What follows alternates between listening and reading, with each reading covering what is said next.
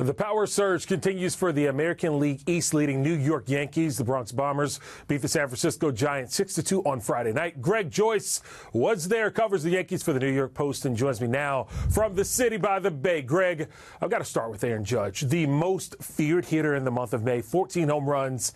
He has a total of 20, the most in Major League Baseball so far this season. Describe the way that Aaron is seeing the ball right now. Yeah, it's pretty crazy. I mean, we've seen him have a couple of these months over the course of his career with the Yankees, especially during that 62 home run season. I think he had one month where he hit 14, but it's pretty crazy to see, especially, he had a little bit of a slow start in April and there were a lot of questions about him.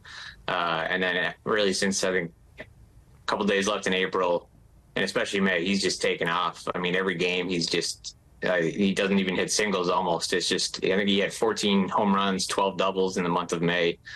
First Yankee to ever do that. Lou Gehrig had 12 home runs, 12 doubles, and Judge surpassed him last night with 2 more home runs before the month finished. And, a lot of guys have joked, like, that's my season, 14 home runs and 12 doubles, and he does it in the course of 1 month. So when he gets on a tear like this, it's pretty impressive to watch. The Yankees felt all along in April that this was coming, that he just kind of had to get his timing down. And once he got it, he's just really taken off here and kind of put the team on his back a little bit here.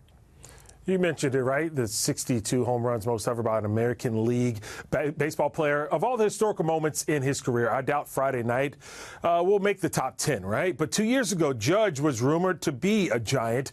We all know the Arson Judge tweet, and we also know he re-signed with the Yankees. But how much should we put into his performance? The first time he's ever gone back to San Francisco, played in that ballpark. And do you think the winter of 22 played a role in his thought process as he broke the hearts of Giants fans again? Well, that's definitely why he got booed pretty loudly walking up to his first at-bat. He said he wasn't sure what to expect, but he didn't mind the boos. I think he gets it. He said again last night he did come pretty close to signing with the Giants, but obviously ended up back with the Yankees. Felt like he had unfinished business there. And once they added the 9th year to kind of match the Giants' offer, he decided to stay in pinstripes. But I think for him, the emotions weren't so much about playing in the place where he nearly signed. It was more about coming back and playing the first time there after growing up, when it used to be AT&T Park. He used to come watch Barry Bonds. His favorite player was Rich Aurelia. He said when he was rounding the bases last night, he looked out to the bleachers in left field and remember, going there as a kid. So I think it seemed like that was the kind of the emotions that came flooding back for him. He said the pregame anticipation was a little tough to control, but he said once the game started, it was just kind of back to business. But it seemed fitting that of course he was going to do something big in his first game here. The Yankees played here in 2019, but he was hurt. And I know he's disappointed not to be able to play there then, but I think he's been looking forward to this one, and he pretty much lived up to the moment. All right, so the calendar has rolled over to June. The Yankees have 40 wins, still have a long summer ahead, but not a lot of teams rack up so many wins so early. Are you shocked by the way that the Yankees have been able to string together so many win streaks early in the season? I don't know about shocked, just because you look at the talent and potential they have on the roster. I think it definitely, especially the starting pitching, there were a lot of questions coming in, and again, like, they're the perfect example that there's a lot of potential talent in that rotation, but there was a lot of questions about health, performance, all that coming in, and they really lived up to the challenge, especially without Gerrit Cole.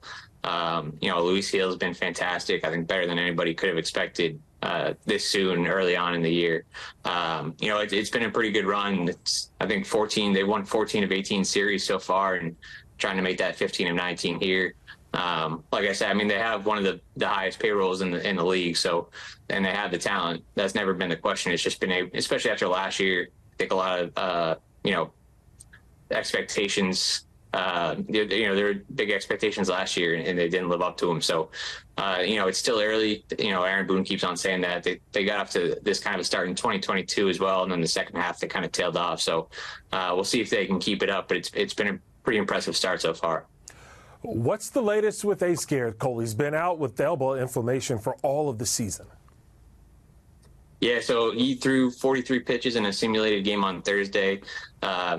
they were waiting to see how he bounces back from that. But it sounds like he may start a rehab assignment on Tuesday. They haven't made that official yet, but it seems like that's going to be his next step.